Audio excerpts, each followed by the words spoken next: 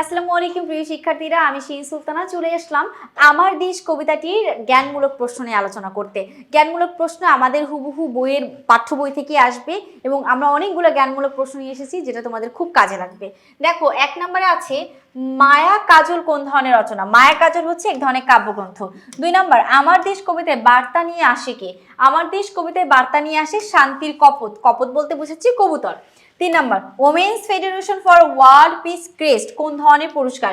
Women's federation for world peace crest হলো আন্তর্জাতিক এক ধরনের পুরস্কার, আন্তর্জাতিক পুরস্কারকে বোঝায়। 4, আমার দেশ কবিতা অনুসারে জীবন কেমন?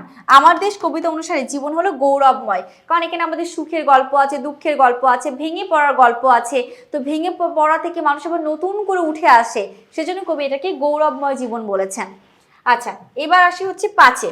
5 নম্বরে বলেছে মধুর আমার মুখের ভাষা বলতে কবি কি বুঝিয়েছেন?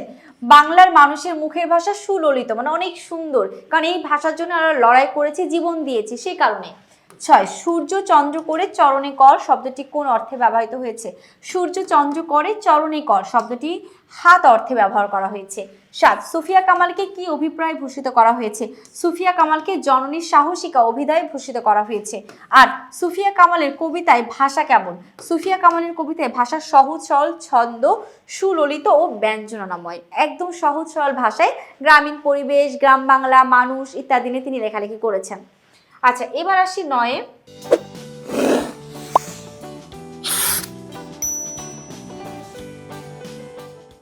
সুফিয়া কামালের স্মৃতি কথামূলক গ্রন্থটির নাম কি? সুফিয়া কামাল একটা স্মৃতি কথামূলক গ্রন্থ লিখেছে যার নাম হচ্ছে 71-এর ডায়েরি। হ্যাঁ, 71-এর, দেখো এখানে কিন্তু 71-এর ডায়েরি আর 71-এর দিনগুলা দুইটা কিন্তু দুইজন কবিতা লেখিকা লিখছেন, দুইটা হচ্ছে নারী লেখিকা। 71-এর ডায়েরি লিখছে সুফিয়া কামাল, আর 71-এর দিনগুলি এটা লিখেছেন জাহানারা ইমাম। তো এইটা চাকরির পরীক্ষায় এত বেশি আসে এই দুইটা। 71-এর ডায়েরি কার লেখা? সুলতানার স্বপ্ন নামে একটা প্রশ্ন, সুলতানার স্বপ্ন কার লেখা? যদি আমার নাম সুলতানা, সুলতানার স্বপ্ন লিখেছেন বেগম রোকেয়া সাখাওয়াত হোসেন। ঠিক আছে, তো এই ধরনের কিছু কিছু প্রশ্ন আছে যেগুলো এত বেশি পরীক্ষায় আসে, এত বেশি পরীক্ষায় আসে, তোমার মাথায় রাখবা। আচ্ছা, 10 নম্বর, নওয়াল কিশোরের দরবারে কোন ধরনের গ্রন্থ? নওয়াল কিশোরের দরবারে হলো শিশুতোষ গ্রন্থ। 11, সুফিয়া কামাল কত সালে মারা গেছেন? 1999 সালে মারা গেছেন। কোন ঋতুকে কবি স্নিগ্ধ বলেছেন? শরৎ ঋতুকে কবি স্নিগ্ধ বলেছেন। 13, কপোত অর্থ কি? কপোত অর্থ হচ্ছে কবুতর। 14, কখন নুহের কিস্তি ভাসে? নুহু নবীর নৌকা ভাসে প্লাবনে, নুহুর কিস্তি ভাসে। প্লাবন মানে হচ্ছে বন্যা কবলিত যে মানুষগুলো থাকে, সেই প্লাবনে নুহের কিস্তি ভাসে। 15, নতুন কি জেগেছে? নতুন চর জেগেছে। 16, জীবনের সম্মান কি রকম? জীবনের সম্মান একেবারে গৌরবময়। 17, মৌসুমী ফুল কি ভরে? মৌসুমী ফুলে অঞ্জলি ভরে। অঞ্জলি মানে হচ্ছে উপহার দেওয়া। তো মৌসুমী ফুলে মানুষ উপহার দেয়, পূজা করে, সেজন্য বলেছি মৌসুমী ফুলে অঞ্জলি ভরে যাচ্ছে। 18, আপন দেশের মাটিতে দাঁড়িয়ে কি হাসে? আপন দেশের মাটিতে দাঁড়িয়ে মৌসুমী ফুল হাসে।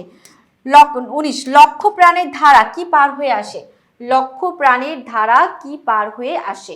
আমি একটু দেখি এখানে, লক্ষ প্রাণের ধারা নদী প্রান্তর পার হয়ে আসে। লক্ষ প্রাণের ধারা কি নদী প্রান্তর পার হয়ে আসে। 20, কবুতরকে কিসের প্রতীক বলা হয়েছে? শান্তির প্রতীক বলা হয়েছে, কারণ কবুতর ভালো ভালো কথা বা শান্তির জিনিস নিয়ে আসে, এই জন্য তাকে শান্তির প্রতীক বলা হয়েছে। ক্লাসটা এখানে শেষ করবো, পরবর্তী পর্ব নিয়ে খুব দ্রুতই আসবো। সে পর্যন্ত ভালো থেকো, সুস্থ থেকো, আল্লাহ হাফিজ, আসসালামু আলাইকুম।